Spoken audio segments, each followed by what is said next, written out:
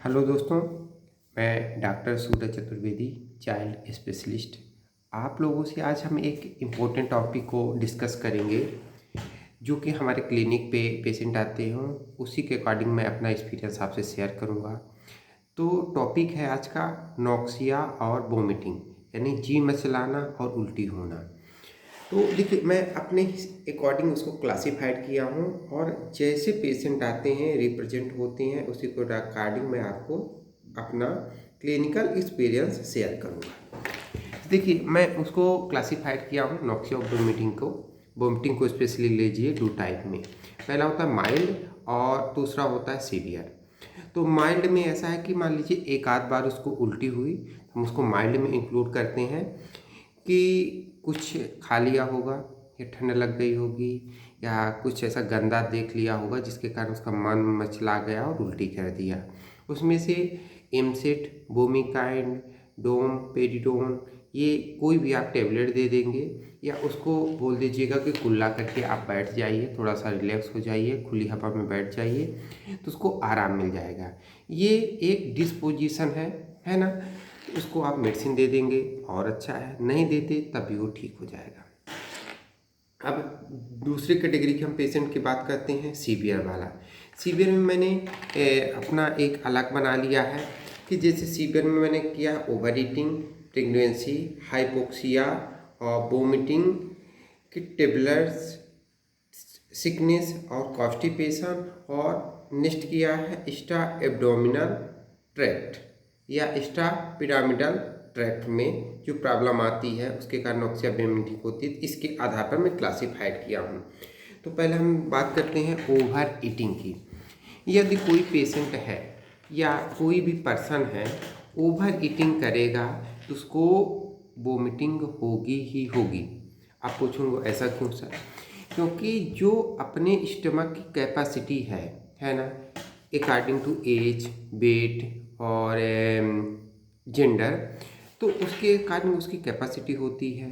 मान लीजिए आपकी स्टमक की कैपेसिटी है 1 लीटर की, है ना, 1.2 लीटर आपने फूड ले लिया, है ना। उससे ज़्यादा लेंगे तो क्या होगा कि वो स्टमक में मिक्स नहीं हो पाएगा, प्रॉपर वो जूस नहीं आएंगे, तो शरीर अपने डिफेंस के लिए उसको वोमिट करेगा कि जितना आपको ज़रूरत है उतना ही आप फूड लीजिए, है ना। तो उसको आप मेडिसिन क्या देंगे? यही देंगे, बोमिकाइंड हो गया, है ना, एमसेट हो गया। और उसको सबसे पहले उसकी हिस्ट्री पूछेंगे कि आपको किस कारण क्या दिक्कत है, खान पीन में क्या है, वो बताएगा। आप उसको एडवाइज करोगे कि बेटा तू जितना खाना हो खा, लेकिन उतना खा कि तेरा शरीर उसको एडजस्ट करे। ज़्यादा खाता है तो इसलिए वो वोमिटिंग हो जाती है। यदि तेरे को खाना ही है तो थोड़ा थोड़ा खा, जब भूख लगे तब खा, इतना नहीं कि इकट्ठा पाया फ्री का माल तो ठूस के बैठ गया, है ना। ये हुआ। अब नेक्स्ट बात करते हैं प्रेगनेंसी की।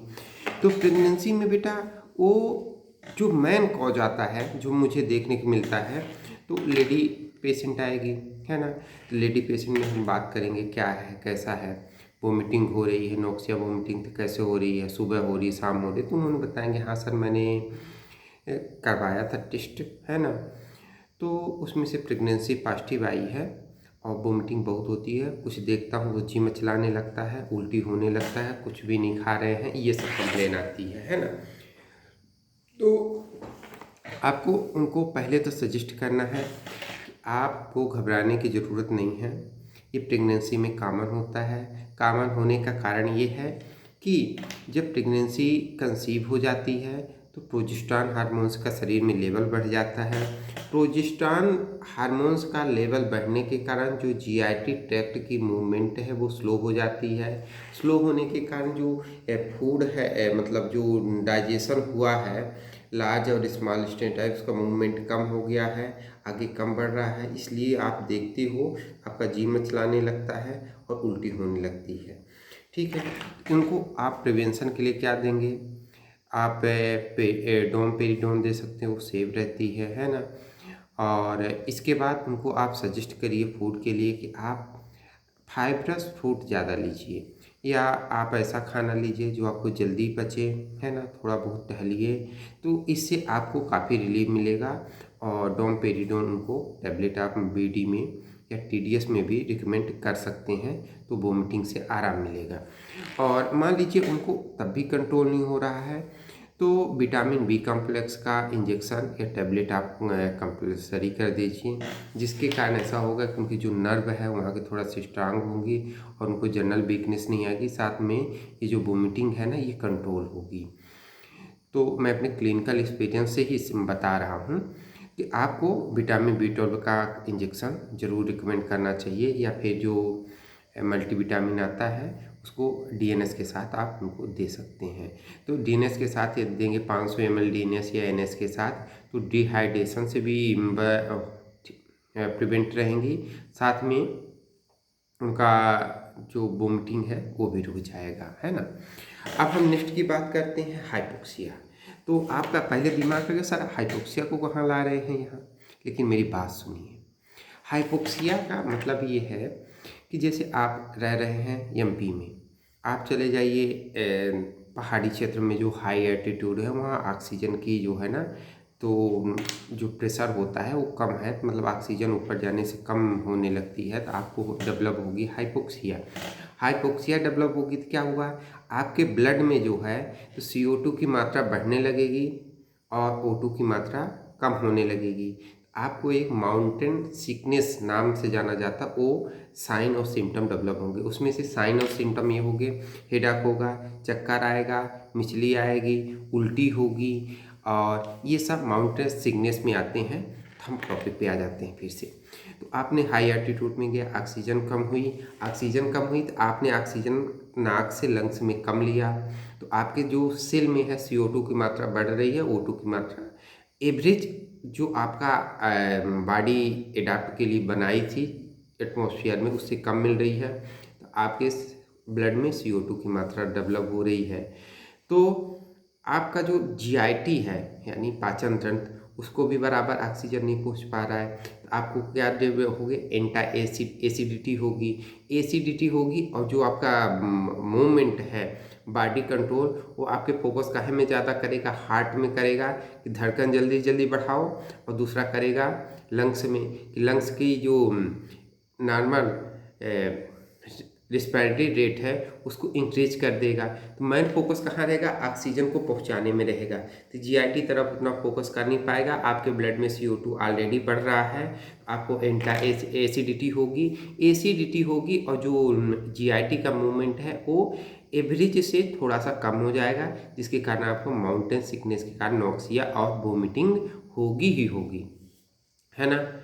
आप जैसे पेशेंट आ गया, आप हाई एल्टीट्यूड में रह रहे हो और कोई धरातली जैसे MP UP का पर्सन जाता है किसी पहाड़ी क्षेत्र में हाई एल्टीट्यूड में, लद्दाख हो गया तो ट्रिप में, तो उसको आप पहले बोलेंगे कि आप रेस्ट करिए, हल्का खाना खाइए, और आपको ये इनडिस्पोजिशन है, जब आप अपने यहाँ जाएंगे तो ऑलरेडी ठीक हो जाएगा, घबराइए नहीं। ऑक्सीजन की कमी के कारण ये माउंटेन सिकनेस जैसे आपको दिक्कत हो रही है। अब आ जाते हैं ट्रेवलर्स वोमिटिंग में जब कोई पर्सन कहीं सफ़र करता है तो उसको वोमिटिंग होने लगती है, तो वो ऑलरेडी पर्सन उसको पता होगा कि हम जब सफ़र करते हैं तो हमको वोमिटिंग होती है, तो अपने साथ प्रिवेंशन के साथ चले।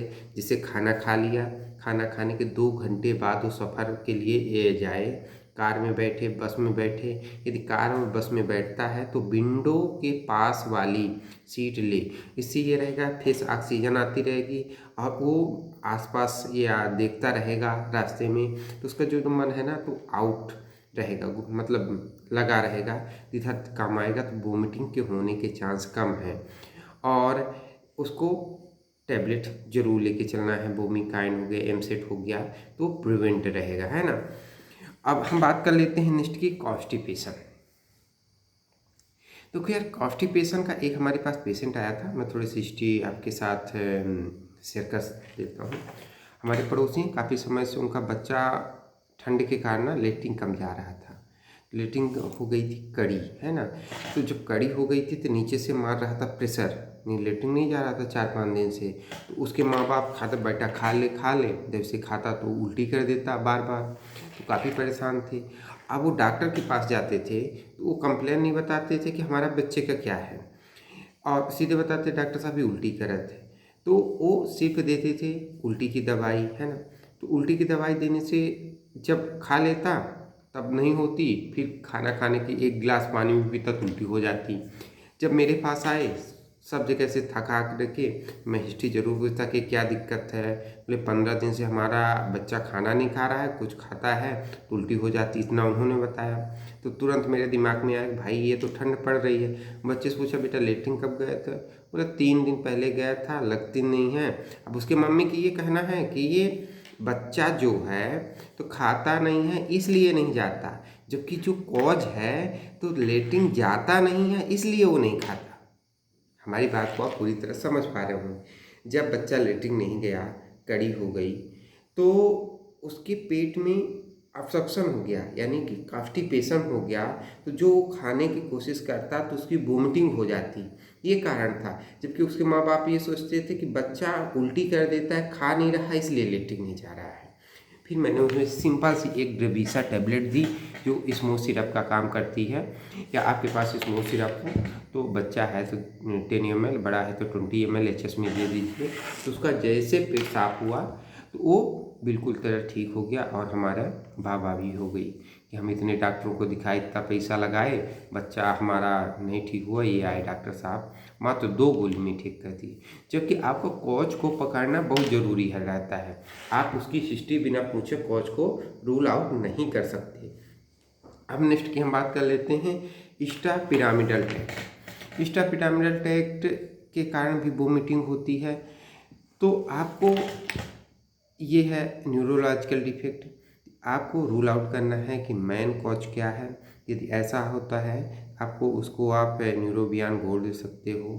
और स्टापिटामल ट्रैक्ट के लिए जो है तो फिलहाल अभी इमिसेट दे के वोमिकाइन करके आप उसको एक स्टेबल पोजीशन में करके आप एक न्यूरो फिजिशियन के पास उसको रेफ़र कर सकते हैं।